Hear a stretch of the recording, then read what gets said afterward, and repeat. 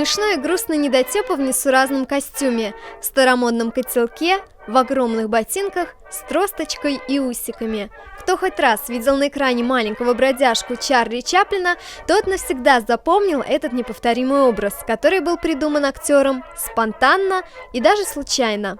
Но обо всем по порядку. Здравствуйте, дорогие друзья, с вами Наталья Ксенчак. И сегодня я расскажу вам о том, как был создан один из самых популярных и самых тиражируемых образов – образ маленького бродяги в исполнении Чарли Чаплина. Чарли Чаплин – американский и английский киноактер, сценарист, композитор, кинорежиссер, продюсер и монтажер. Универсальный мастер кинематографа. Он родился 16 апреля 1889 года в Лондоне в семье эстрадных актеров. Впервые Чарли выступил на сцене в 1894 году в возрасте 5 лет, заменив в программе мюзик-холла свою мать.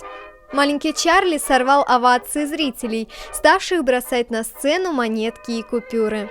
Он еще сильнее покорил публику, став с детской непосредственностью собирать эти деньги прямо во время выступления.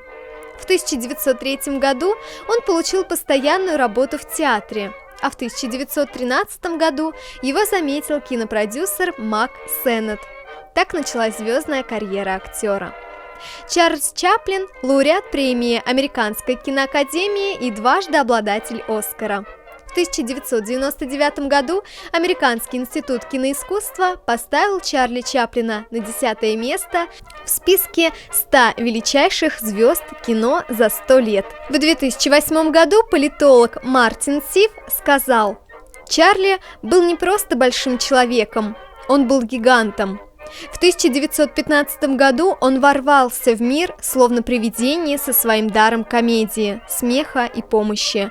В то время, когда все разрывалось на части в Первой мировой войне и в течение следующих 25 лет, и во время Великой депрессии, и во время возвышения Адольфа Гитлера, он продолжал творить. Вряд ли какой-то другой человек когда-либо сможет принести больше радости, удовольствия и облегчения в тот момент, когда в них так нуждается большинство людей. Английский писатель Джордж Бернард Шоу назвал Чаплина единственным гением, который вышел из киноиндустрии. 24-летний голубоглазый брюнет Чарльз Спенсер Чаплин воплотил на экране образ, который до сих пор является самым тиражируемым в кинематографе, в рекламе и в цирке. Хлебнувший в детстве нищеты и унижений, он придумал в 1914 году образ маленького бродяжки, про которого говорил так: «Он очень разносторонен, он и бродяга, и джентльмен, и поэт, и мечтатель. А в общем, это одинокое существо, мечтающее о красивой любви и приключениях». Стиль его одежды, как и сам характер персонажа, был построен на гротеске. О поиске своего образа Чарли Чаплин рассказывал так. Режиссер попросил его изобразить что-нибудь забавное и нанести любой комедийный грим, но Чаплин не знал, как гримироваться. По пути в костюмерную Чаплин мгновенно решил надеть широченные штаны, которые сидели мешком, непомерно большие башмаки и котелок, а в руки решил взять тросточку. Ему хотелось, чтобы в костюме было все противоречиво: мешковатые штаны и слишком узкая визитка, котелок, который был маловат, и огромные башмаки. Чаплин не сразу решил, будет ли он старым или молодым, но он вспомнил, что его начальник Сеннет счел его слишком молодым, поэтому наклеил себе маленькие усики, которые, по его мнению, должны были сделать его старше, не скрывая при этом мимики. Одеваясь, я еще не думал о том, какой характер должен скрываться за этой внешностью, но как только я был готов, костюм и грим подсказали мне образ. Я его почувствовал, и когда вернулся в павильон, мой персонаж уже родился. Я уже был этим человеком и принялся расхаживать с гордым видом, небрежно помахивая тросточкой. В моем мозгу уже роились всевозможные трюки и комедийные ситуации. Кстати, Чаплин обул ботинки другого актера, Форда Стерлинга. Они были огромного 14 размера, и в некоторых фильмах он носит их наоборот. Правый ботинок на левой ноге и, соответственно, левый на правой ноге. стиль и манеры исполнения маленького бродяги оттачивались еще не один год, но основное направление уже было задано. Тросточка, котелок и маленькие усики указывали на то, что маленький бродяга родом из мелкой буржуазии. Тросточка Чарли Чаплина сделана из бамбука. Высота ее была до бедра, а не до талии. Это делало походку неуклюжей, а сама эфемерность и гибкость трости делала бродягу еще более трогательным и беззащитным. На такую трость не опирались, ее носили для щегольства.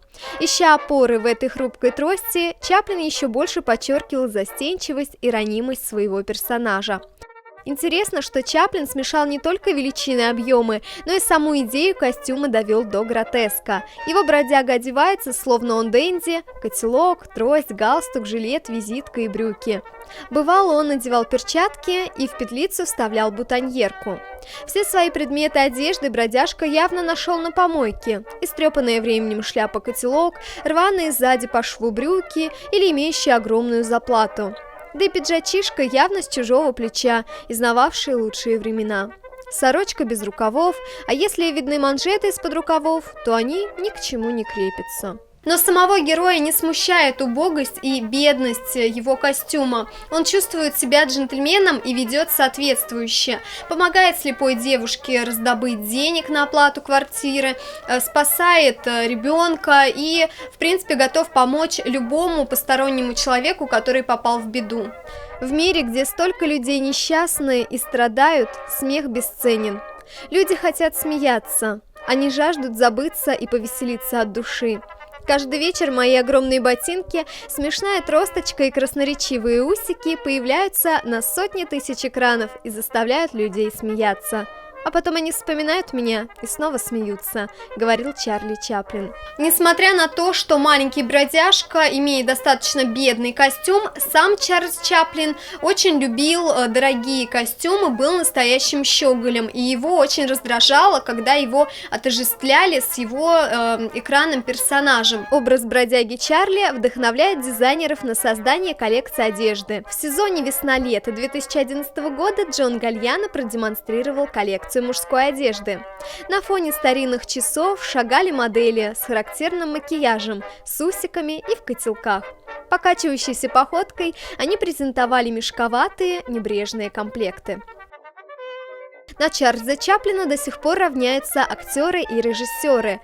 Образу бродяги подражали Радж Капур в фильме «Господин 420», классик советской клоунады «Карандаш», Александр Калягин в фильме «Здравствуйте, я ваша тетя» и многие-многие другие.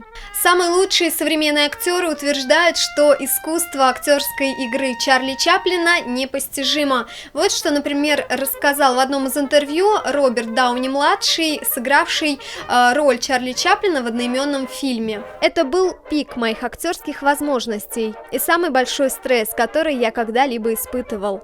Это походило на выигрыш в лотерее, а затем на заключение в тюрьму. Я понял, что ничего из того, что работало на меня прежде, не собиралось работать здесь. Я посмотрел было один из фильмов Чарли, но к концу его я был дико подавлен, потому что понял, что то, что он сделал в этой 20-минутной короткометражке, было более выразительно и более забавно, чем все то, что я сделал за всю свою жизнь. Если вы хотите узнать больше о жизни гениального актера, советую вам посмотреть фильм 1992 года с Робертом Дауни-младшим в главной роли. Фильм получил множество наград, в том числе премию «Оскар» за лучшую мужскую роль и премию BAFTA за лучший дизайн костюмов.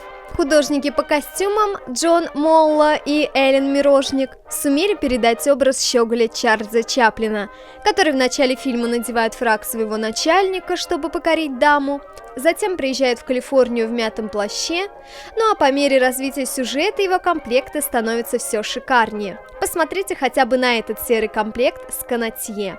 Также радует глаз женские наряды прекрасной эпохи. Кстати, в фильме снялась Мила Йовович. Интересно было увидеть в этом фильме, как Чаплин впервые примерил на себя образ маленького бродяги. Он бегал по гримерке, примеряя практически все, что попадалось ему на глаза, а на съемочную площадку вошел фирменным пингвиньим шагом. Фильм определенно стоит посмотреть тем, кто хочет узнать больше о жизни Чаплина и увидеть знакомые сюжеты в цветном воплощении. Я надеюсь, вам понравилось это видео. Если это так, то обязательно ставьте лайк, подписывайтесь на мой канал и всем до встречи. Пока!